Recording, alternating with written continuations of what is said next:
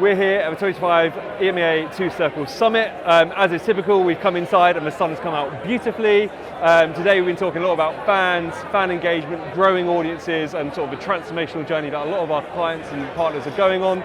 I'm really fortunate to be joined now by another Two Circler in form of Alice and also Joe from the WSL. Joe, please tell us about who you are and what you're currently doing. Yeah, lovely to meet you. I'm Joe, head of commercial at WSL Football.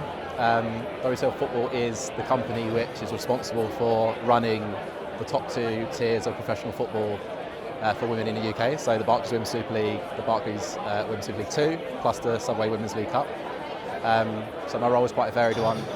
So I work across all sides of commercial from a strategy perspective, working very closely with Alice from a sales point of view. And then I work with a slightly separate sub-team around delivering partners once they're on board. So I've been at the league for about a year and a half now. Alice? Hi, I'm Alice. I am a sales director in our rights management capability. I have the absolute privilege of working with Joe, Zara and team at WSL. We are working with the guys to really transform the game and bring in some incredible new partners into the ecosystem to help grow the sport, which is incredible. Amazing. This season has been quite transformational for the WSL. The new brand has landed, new partners are coming on board. How are those brand partners able to contribute to that transformation? What role are they taking part in?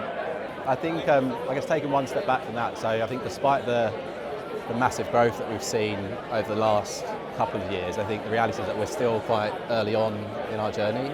WSL Football's only been created a year or so ago now. We're still very much in start-up mode, so I think despite the fact that we've seen this massive growth, there are still a number of what I would call unique challenges that we need to try and resolve if we're to realise the growth opportunity that's ahead of us. So I think that's the first point to say. I guess second, which is more relevant to the question, like our partners have really stepped up in that regard, and they're all investing really significant levels from a cash perspective, but also they're really bought into the concept of driving impact across all levels of the game, and that be through their products, their services, their capabilities, the networks that they can provide, and I think that's I guess a really unique thing I think about our proposition. And I might be being biased, but if I was a brand, I'd be very attracted to that in terms of the way that we work.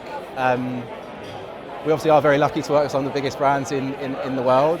I guess if I give you some examples in terms of how our partners are already encapsulating in that approach. So hopefully you would have seen the Nike renewal last Wednesday. So Nike over the last 3 years have been the ball supplier of both leagues in the League Cup. But as part of this renewal, we've really evolved them into being a much bigger partner. And so that includes a significant investment across marketing, across innovation, across products, across community. And there's one bit in particular which we're really excited about is the fact that through this partnership, Nike will be providing boots and gloves to every single player that does have their own individual equipment deal. And I think that's just one really good example in terms of how we're driving impact through partnership, and that came as a direct result of the comms that we've got with the clubs, the comms that we've got with the players. It became very apparent that lots of players aren't able to afford the number of boots that they need over the course of the season to get them to the end of the season. So that is a good example of how a brand is directly helping and supporting a challenge of that nature. And then the other example I'd give you is British Gas, which is a partnership which we obviously brokered with Two Circles. So they've come on board as one of our official partners. They will be supporting us in building and creating more connected fan experiences that help to drive matchday attendance and fan growth. And also they'll be supporting us on a range of different sustainability initiatives as well. So I could go through all of the partners and talk to each of the different roles that they're playing.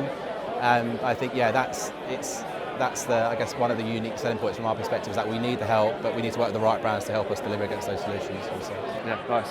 And as when you're sort of going out to sort of partners and looking, what are you looking for with a partner or a brand to kind of plug into that transformational growth and that contribution? Yeah, absolutely. It's such a good question. I think when we initially started the project, I think what really resonated to us was just how incredibly passionate the team were about making a transformational change happen. And so really the partners coming into the football ecosystem are really, more than they might know, are going to really drive change from the top down. And it's been an incredible, for us working, we've been in our relationship now from a sponsorship perspective for 10 months now, and it's just been incredible to witness just how quickly things have changed in that short amount of time, and how they've brought on new partners that are already making a difference to the game, and hopefully more will come, right? But when we look at bringing in partners, it really is what stories can we tell and what propositions can we craft that first and foremost are authentic and really drive the game forward, but also how they're really supporting like the clubs and the players that sit amongst it as well. And we've already seen this through our relationship with British Gas, and Joe's talked through around the Nike renewal. They really feel passionate about making a change, and that like carries a lot of weight, and it's incredible to like witness that already. And there's going to be hopefully some more success stories to come. And having that partner buy-in early on, like the intent that they want to, helping on the journey, contributing to the journey directly. How are you looking to use those partnerships, not just sort of enable the game, and I think you brought us some really good examples, but improve the visibility of women's football in the UK as well?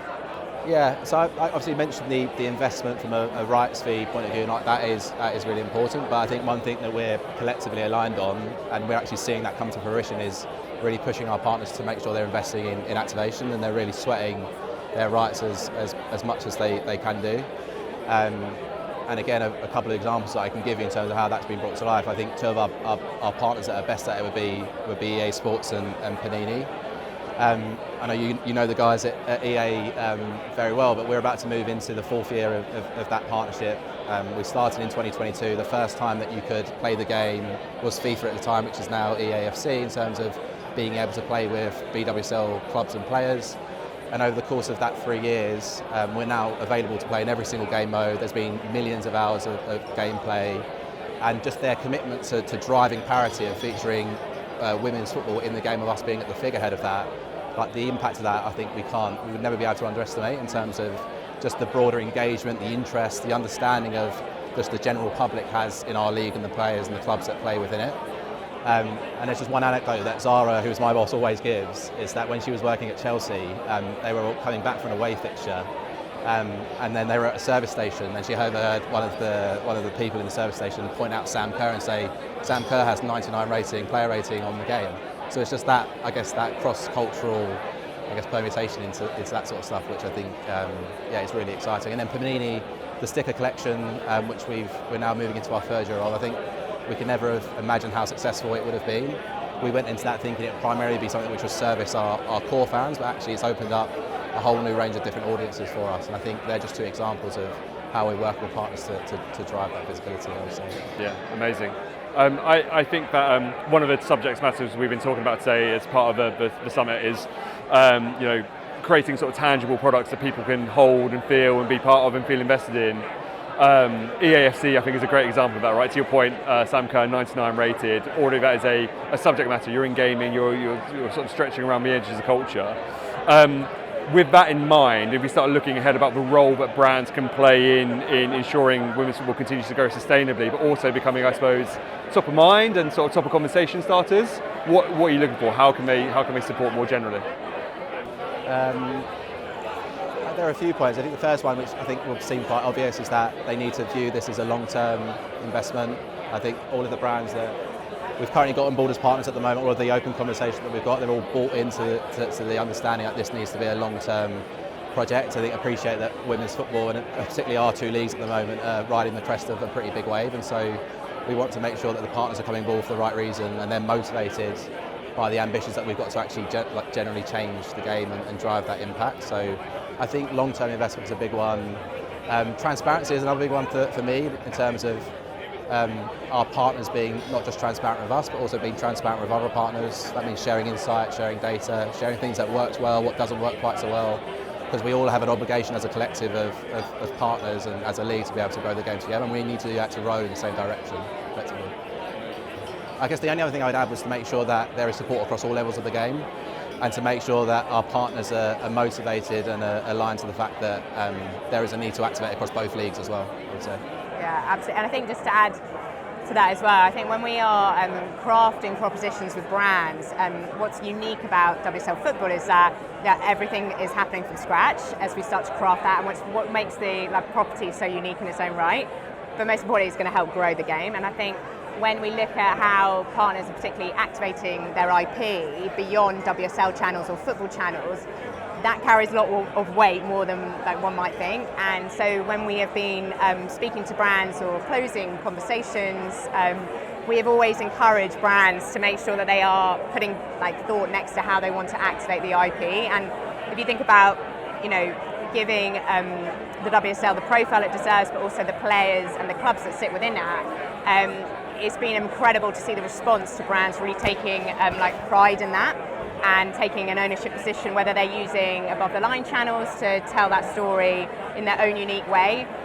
It has been a huge credit to Joe and team, and Joe leads a lot of the activations behind this and the crafting, and they've got some incredible creative heads behind that. But it has been incredible to see the players as part of Women's Euro on out-of-home campaigns to in TV and how they're being used creatively in different storytelling angles. So for me personally, that's hugely inspiring, and just the direction of where women's sport and women's football in particular is going now. A lot of today has been talking about human storytelling and connecting brands close to the fans and enabling those stories to be told.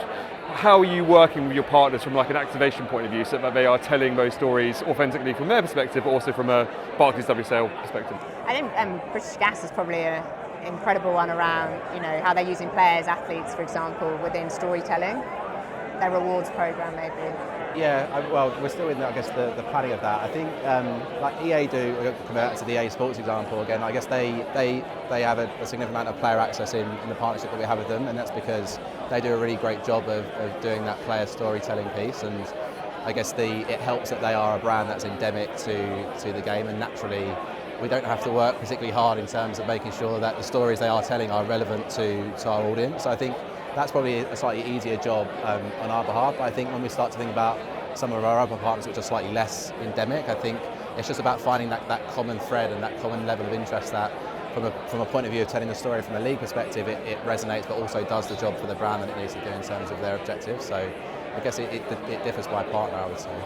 Yeah. Also to add, we're in a really unique moment in time right now where we've now, women's sport is really more established than people might think, and so we have such rich data coming back around audiences and how influential they are, and to Joe's point, the sentiment around them is really amazing. And from an influential standpoint, they're hard to reach on TV media, for example, but through partnerships and particularly sponsorship of women's football, it is an incredible opportunity to connect with them. So how we're using those insights to craft storytelling has been really valuable for some of the partners that are coming in. It's something that WSL Football in particular really pride themselves on, is making sure that they're working with really brilliant partners to really make sure that they're getting under the skin of the data and what the fans are doing. And I know you guys have invested a lot in terms of how you're growing audiences for the future and really understanding them so that we can better tell stories through brand partnerships. And a very unfair question now. We talk a lot about the future here, a lot about what's going to be happening in 2033. I'm going to ask you to get your crystal ball out, and we're maybe sat here in 5 years' time. Hopefully the weather will be a bit better than it is. What's been the story of the last 5 years? What are your hopes for where WSL and women's football more broadly is going to be in that time? Yeah, if I guess take it from the perspective of what I'm tasked to do from a commercial perspective, I guess 5 years' time I would hope that we would have a full roster of commercial partners, and I think through that I've done a job for really resetting the valuation floor for what women's football and what women's sport should be commanding in market. I think that's a big objective of ours. I think having a wide universe of both traditional and non-traditional brands that are really driving up the value of our rights, I think again in 5 years' time to see that, I think would indicate success from our perspective. I think continued innovation and pushing the envelope, we talk about our league being distinctive and wanting to do things differently, and I think we need to live that through the partnerships that we craft and the brands that we work with. So again, just doing things differently, thinking differently, and having a perspective from the partners that we work with that we actually are a platform that's open to trying new things and being innovative, I guess. And if I think about longer term, if I have my league hat on, I would say we just need to continue on this growth trajectory that we're on. I think at the heart of that is making sure that the product on the pitch is as strong as it possibly can be. It means having world-leading player performance standards. It means making sure that the quality of the play on the pitch is continues to be world-leading. We want to make sure the best players in the world, continue to want to come to our league to play there. So again, I think from a broader league perspective, that would be where my head would go. Love it. Creatively distinct, doing things differently, pushing the envelopes. Themes of a lot of it today. Joe, thanks so much for coming in. Alice, likewise. Thank really you. appreciate it.